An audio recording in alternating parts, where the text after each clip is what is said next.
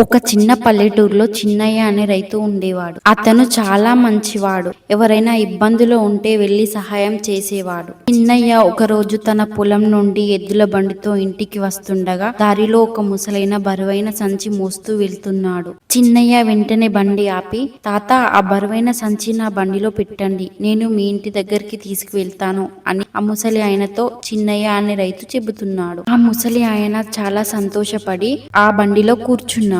ఆ ముసలి ఆయన చిన్నయ్య రైతుతో ఇలా అన్నాడు, ఆ బరువైన సంచి మోయలేకపోతున్నాను, నీవు నాకు సహాయం చేసినందుకు ధన్యవాదాలు అని చెబుతూ మాట్లాడుకుంటూ వెళ్తున్నారు. కొద్దిసేపులో ఆ ముసలి ఆయన ఇల్లు వచ్చింది. చిన్నయ్య అనే రైతు బండి ఆపి ఆ ముసలి ఆయనను అక్కడ దింపుతున్నాడు. ఆ ముసలి ఆయన బండిని దిగి చిన్నయ్య అనే రైతుని ఆశీర్వదిస్తున్నాడు.